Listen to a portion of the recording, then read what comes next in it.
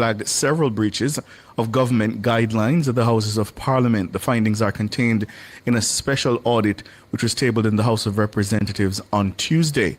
Now, while several breaches were found, the audit was unable to substantiate the most damning allegation of potential credit card fraud in the legislative arm of the government. Siobhan Campbell has the details. Auditor General Pamela Munroe-Ellis has uncovered extensive governance and compliance breaches at the Parliament. The audit assessed activities across fiscal years 2023 to 2024 and 2024 to 2025 based on whistleblower allegations. The report reveals systemic failures in internal controls and repeated violations of the Parliament's motor vehicle policy, the Financial Administration and Audit Act, and the Government of Jamaica procurement rules. The Auditor General pointed to years of weak oversight in fleet management, procurement, contract administration, and credit card monitoring. But the audit was unable to prove that government-issued credit cards were used for personal transactions. This finding follows a sampling of 65 transactions totaling over $14,000. But the report identified serious failures in how the Parliament monitored the account. A bank error in January 2025 resulted in nearly $30 million being transferred to the credit card account instead of the $181,000 requested.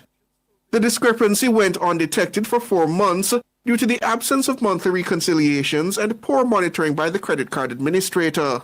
In another significant finding, the Auditor General confirmed that the government-issued fleet vehicle was being used for personal purposes by the Parliament's Facilities and Operations Manager. Logbook analysis showed that the vehicle was driven home and kept overnight by the official on 173 of 183 reviewed days. This included weekends and public holidays. That's a direct breach of the motor vehicle policy, which prohibits private use of government vehicles. Despite the Parliament's claim that the clerk had granted approval based on extended working hours and personal safety concerns, the Auditor General reported that no such authorization was provided to support the assertion. The findings have triggered a review for possible surcharge action for improper payments. Weaknesses in fleet oversight extended beyond misuse. The audit highlighted uncertified drivers, absence of quarterly efficiency reports, outdated vehicle records, and cars left idle for years without disposal. The Auditor General concluded that these issues reflect pervasive weaknesses in governance and internal controls at the Houses of Parliament. She called for urgent corrective action, including stricter adherence to procurement rules, proper documentation, and stronger accountability mechanisms. The report suggests that the Houses of Parliament has since taken steps to address some of the deficiencies identified. Siobhan Campbell for Nationwide News. Thanks, Siobhan.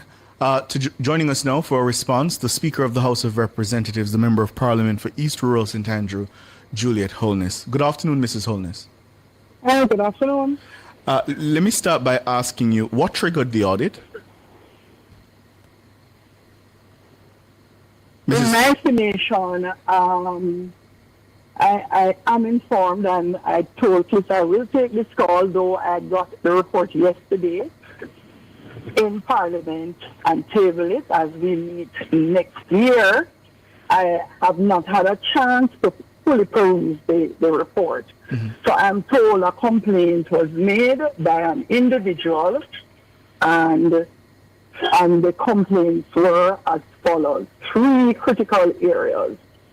One, in terms of the procurement of ACs for modernizing the lounge.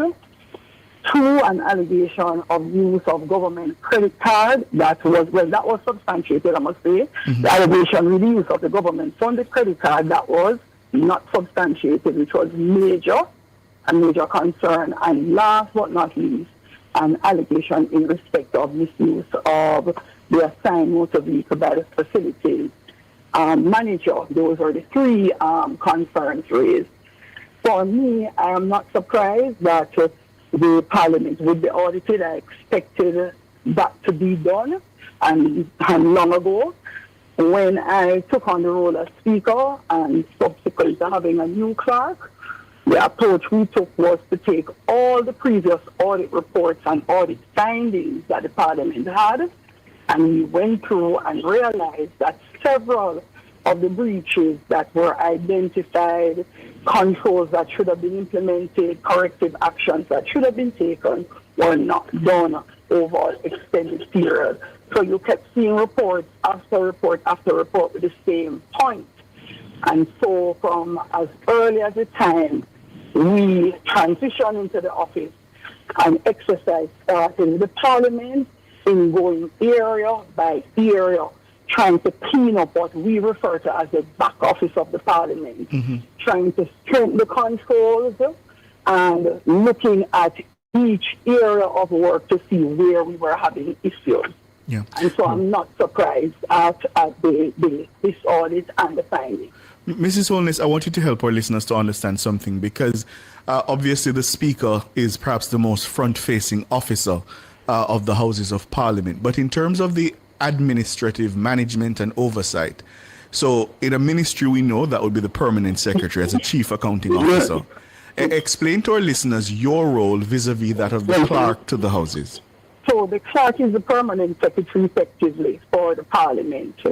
The clerk manages the administrative, everything that is administrative for the Parliament. Ultimately, everyone at the Parliament reports to her, all of the persons who are in accounts and payroll, procurement, HR, everything, hands-on, both procedural matters, which is what you would see when you watch Parliament, the Hansard, standing orders for procedurally for the operation of Parliament.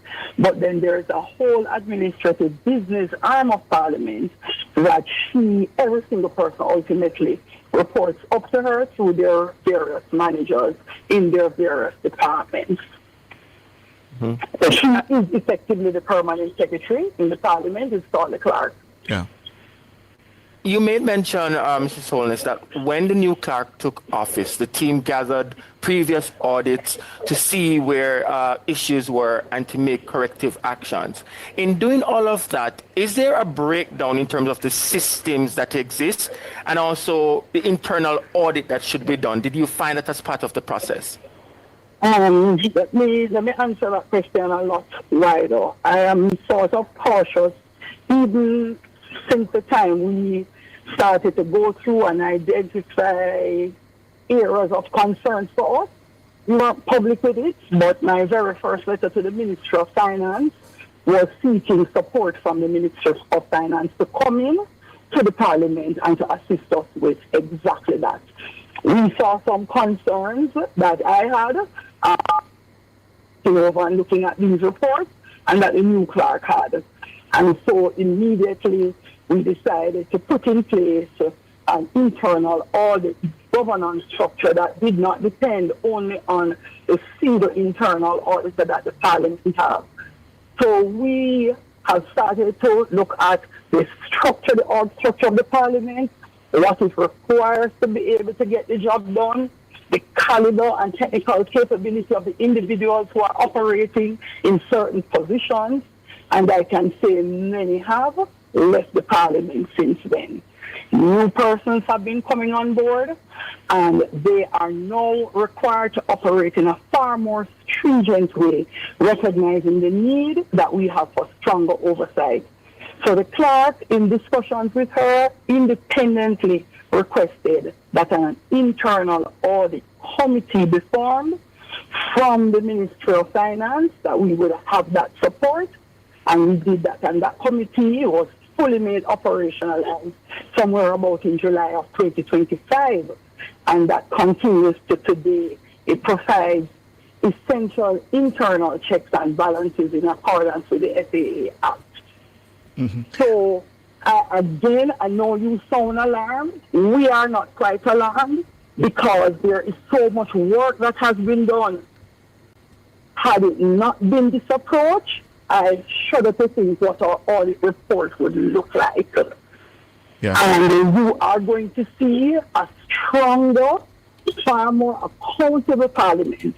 And part of why I'm so happy for this report, some of the very members who are operating in a way that breaches rules when you approach them, when the clerk goes to them, she keeps coming back.